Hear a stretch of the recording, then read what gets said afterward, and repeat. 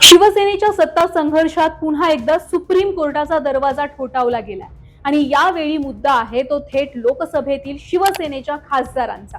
पण या व्हिडिओला सुरुवात करण्यापूर्वी एक महत्त्वाची गोष्ट समजून घेणं गरजेचं आहे। सध्या शिवसेनेशी संबंधित सुप्रीम कोर्टात दोन वेगवेगळी प्रकरणं आहेत। एका प्रकरणात शिवसेना हे नाव आणि धनुष्यबाण हे पक्षचिन्ह कुणाचं यावर ठाकरे आणि शिंदे गटात कायदेशीर लढाई सुरू आहे, तर दुसरं प्रकरण ठाकरे गटातून शिंदे गटात विलीन झालेल्या 6 खासदारांबाबतचं आहे। आणि आजच्या व्हिडिओत हेच पाहायचंय की फुटीर 6 खासदारांच्या सुनावणीमध्ये सर्वोच्च न्यायालयानं ठाकरेंची बाजू घेतलीये की शिंदेंची बाजू घेतलीये। सुनावणीमध्ये सिब्बलांनी कुठले मुद्दे मांडले।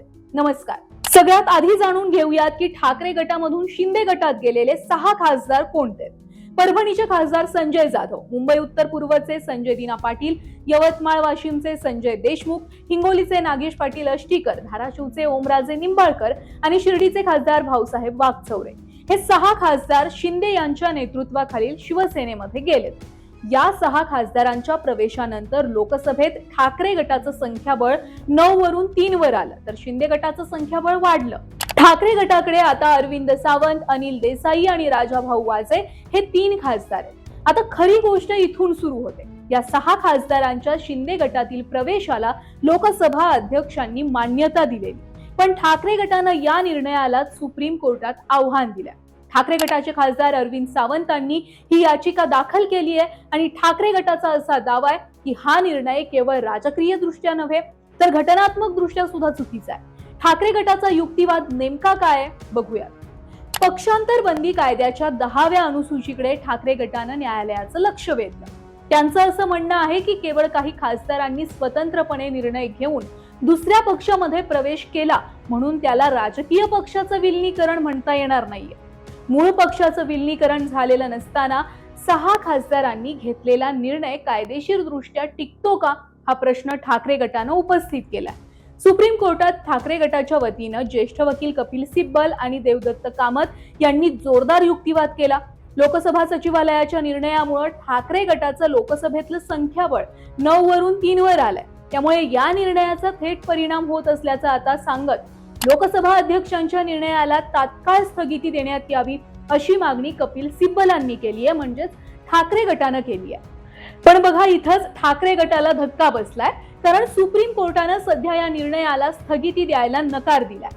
म्हणजेच आताच्या क्षणी लोकसभा अध्यक्षांनी दिलेली मान्यता, म्हणजे जे 6 खासदार शिंदेच्या गटामध्ये गेलेत त्याला दिलेली मान्यता ही योग्य ठरवलेली आहे सर्वोच्च न्यायालयानं।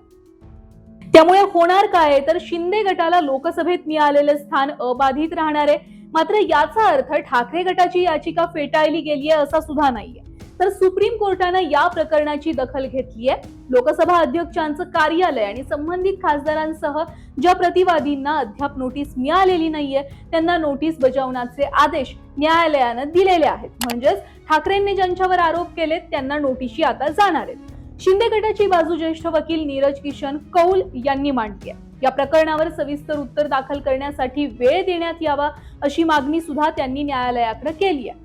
म्हणजे आता शिंदे गटाला सुद्धा आपली बाजू कायदेशीररित्या सविस्तर मांडावी लागणार आहे। याच सुनावणी दरम्यान सुप्रीम कोर्टानं एक अत्यंत महत्त्वाचा प्रश्न उपस्थित केलाय।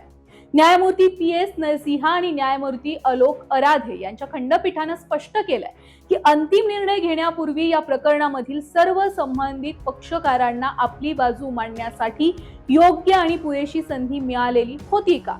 खरं तर हाच या प्रकरणाचा कळीचा मुद्दा ठरतोय। आता पुढच्या सुनावणीमध्ये याच प्रश्नाभोवती कायदेशीर लढाई अधिक तीव्र होण्याची शक्यता आहे, कारण सुप्रीम कोर्टासमोर फक्त 6 खासदार शिंदे गटात गेले की नाही एवढाच प्रश्न नाहीये, तर त्यापेक्षा मोठा प्रश्न हा आहे की विलीनीकरणाची प्रक्रिया घटनात्मक दृष्ट्या योग्य होती का आणि लोकसभा अध्यक्षांनी घेतलेला निर्णय कायदेशीर प्रक्रियेच्या कसोटीवर टिकतो का।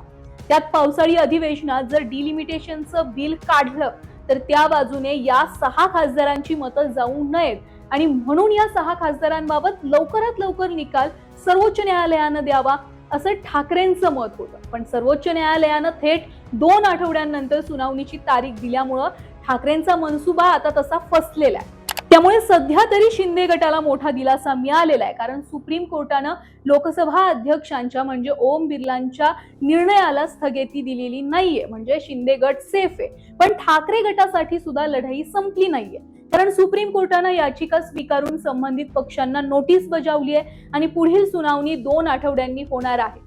आता या 6 खासदारांचं विलीनीकरण कायदेशीर ठरून शिंदेचं पारडं जड होणार की ठाकरे गटाला दिलासा मिळणार? लोकसभा अध्यक्षांचा निर्णय सुप्रीम कोर्टाच्या कसोटीवर टिकणार की त्यावर सुद्धा प्रश्नचिन्ह निर्माण होणार?